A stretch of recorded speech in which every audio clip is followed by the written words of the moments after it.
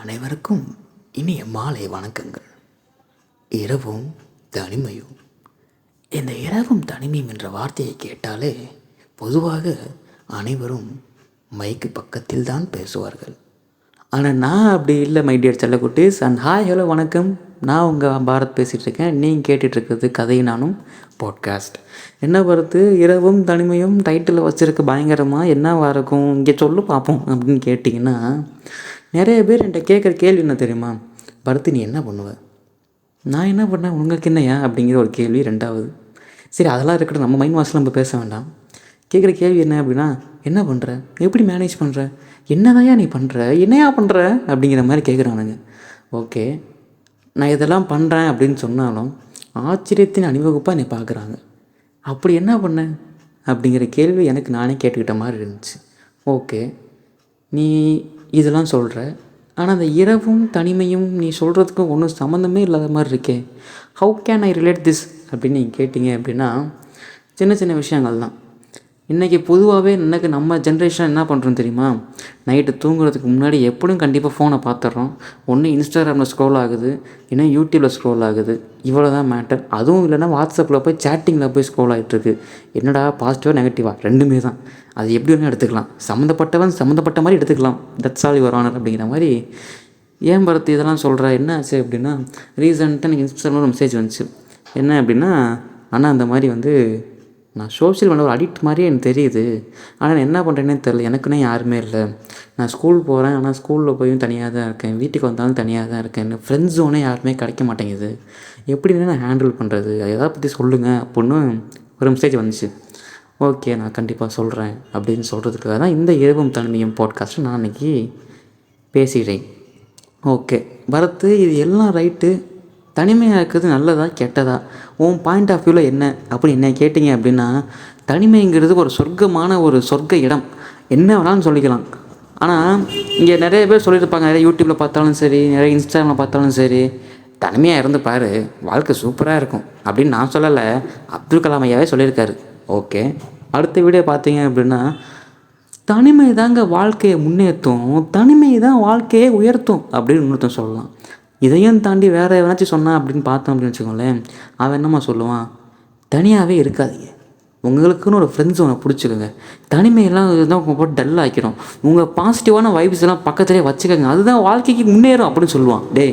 நான் அவன் சொல்கிறத கேட்கறதா, இவன் சொல்கிறத கேட்குறதா, என்னடா பிரச்சனை, யார் சொல்கிறதா நான் கேட்குறது அப்படின்னு புலம்பிலாம் தெரிஞ்சப்போ, நமக்கு நம்ம தான் அப்படிங்கிறது, நமக்கு நாம தான் அப்படிங்கிற மாதிரி அந்த மைண்ட் செட்டுக்கு வந்துட்டேன்.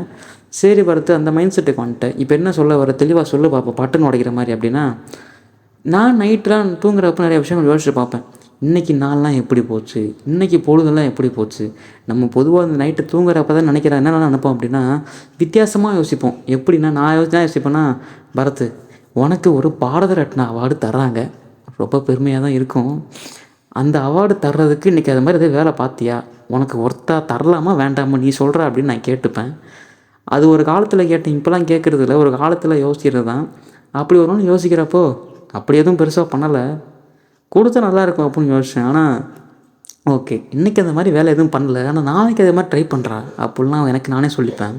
ஸோ த மோஸ்ட் பாயிண்ட் என்ன அப்படின்னு பார்த்தீங்கன்னா, எவால்யூஷன், செல்ஃப் எவால்யூஷன் தான் எனக்கு ரொம்ப முக்கியம். பரத்து இன்னும் மாதிரி சொல்லி பார்ப்போம் அப்படின்னா, நம்ம மற்றவங்கள பற்றி தெரிஞ்சுக்க என்னெல்லாம் பண்ணுவோம்னு யோசிச்சு பாருங்கள். நல்லா அவங்கள்ட்ட போய் பேசுவோம், நல்லா அவங்கள்ட்ட போய் பழகுவோம், அவங்க கூட நிறைய டைம் ஸ்பெண்ட் பண்ணுவோம். இதுதானே மெயின்.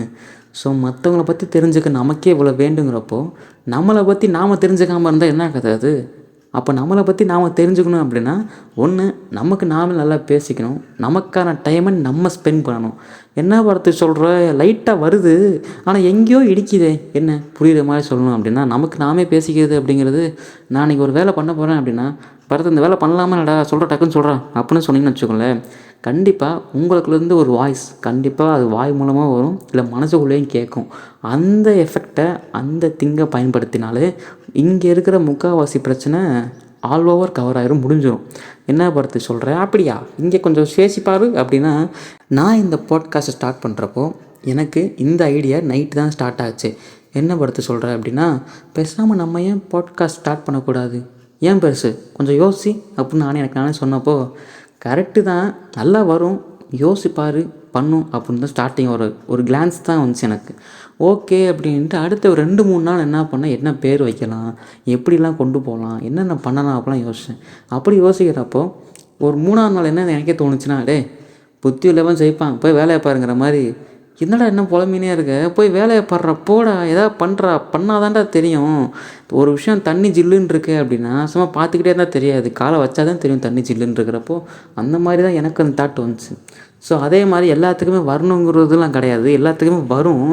ஆனால் அது பெருசாக எது மறைச்சிருது அப்படின்னா இன்றைக்கி இருக்க ஸ்மார்ட் ஃபோன்ஸ் அதை மறைச்சிருது. சோஷியல் மீடியா, இன்ஸ்டாகிராமாக இருக்கட்டும், யூடியூபாக இருக்கட்டும், இன்றைக்கி டாப்பில் அது 2 தான். நம்ம நைட்டு தூங்கும்போது முன்னாடி என்ன பண்ணுறோம் அப்படின்னா இன்ஸ்டாகிராம் ஸ்க்ரோல் பண்ணிட்டே போகிறோம். அப்புறம் அதில் என்ன பண்ணுறோம், ஒரு 10 ரீல் 20 ரீல் பார்ப்போம். ஏன்னா வெறும் ரீல்ஸாக பார்த்துட்டு இருக்கமே, சரியில்லையே அப்படின்னு யோசிக்கிறப்போ திரும்பி அப்படியே யூடியூப் போவோம். யூடியூப்பில் மட்டும் போய் என்ன பண்ண போகிறோம் அப்படின்னு பார்த்தா ஒரு லாங் வீடியோஸ் 4-5 பார்க்குறோம்.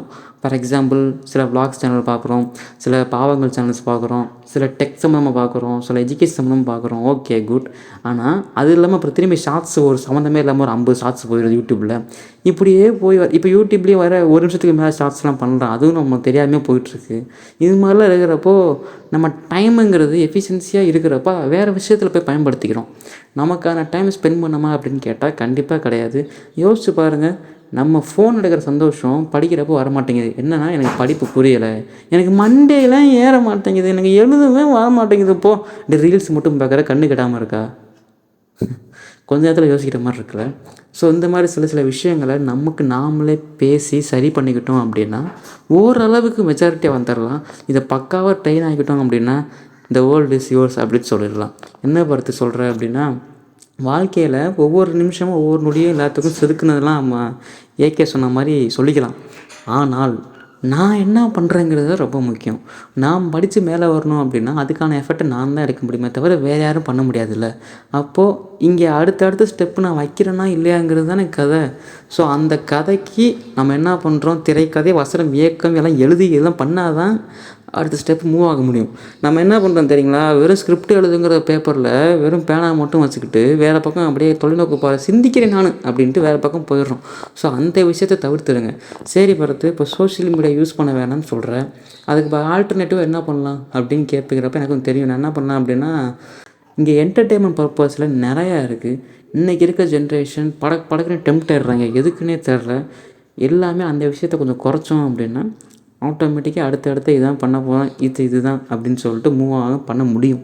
ஸோ அந்த நம்பிக்கையை ஃபஸ்ட்டு நீங்கள் நம்புங்க.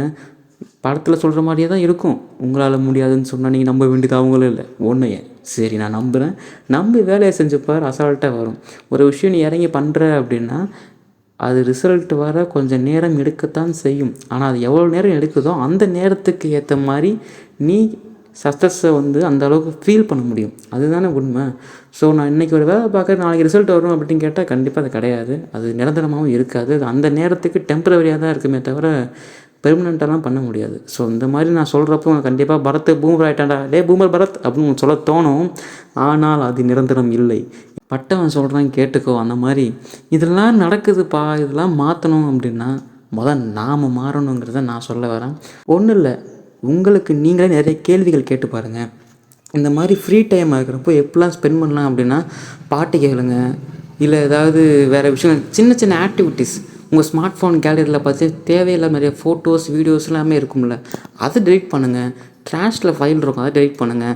அப்படியும் இல்லையா, இருக்க ஸ்பாட்டிஃபை போங்க, கதை நான் பாட்காஸ்ட் சர்ச் பண்ணுங்கள், நம்ம பாட்காஸ்ட்டை போய் கேளுங்க, ஜாலியாக இருங்க, அவ்வளோதான். ஸோ இந்த மாதிரிலாம் நானே நான் ப்ரமோஷன் பண்ணிக்கலாம், இருந்தாலும் பரவாயில்ல. ஓகே. அண்டு என்ன விஷயம் அப்படின்னா, உங்கள்கிட்ட சில விஷயங்கள் சொல்கிறப்போ நைட் டைமில் இந்த மாதிரி ஃப்ரெண்ட்ஸ்லாம் ஃபோன் பண்ணி பேசுங்க. ஃப்ரெண்ட்ஸ்கிட்ட ஃபோன் பண்ணி பேசுகிறோன்னு என்னடா அப்படின்னு கேட்டால், நம்ம இங்கேருந்து ஒருத்தன் ஃபோன் பண்ணுறோம், ஹலோ சொல்கிறா, இல்லை எனக்கு தூக்கம் வர மாட்டேங்குது மச்சான். தூக்கம் வர மாட்டேங்குதா, ஏன்டா? தெரியலையே. ஏதோ பொண்ணு எதுவும் பார்த்தியா? பொண்ணா? ஏன்டா? இல்லைடா பொண்ணு என்ன பார்த்தா தான் தூக்கம் வராது அப்படின்னு சொல்லுவாங்க, அதான் கேட்டிருக்கேன் நானும். அப்படியா? டே நான் என்ன பேசுகிறேன், நீ என்னடா கேட்குற? இல்லை மச்சான், வாழ்க்கைங்கிறது ஒரு வட்டம், இன்றைக்கி ஜெயிக்கணும் நாளைக்கு தோப்பான், மேலே இருக்கும் கீழே வந்தாண்டா ஆகணும். டேய் என்னடா சம்மந்தமே இல்லாமல் பேசிகிட்டு இருக்கேன். இல்லை மச்சான், இதுதான் வாழ்க்கை, நீ புரிஞ்சுக்கிட்டா புரிஞ்சுக்கோ, புரியலன்னா போடா.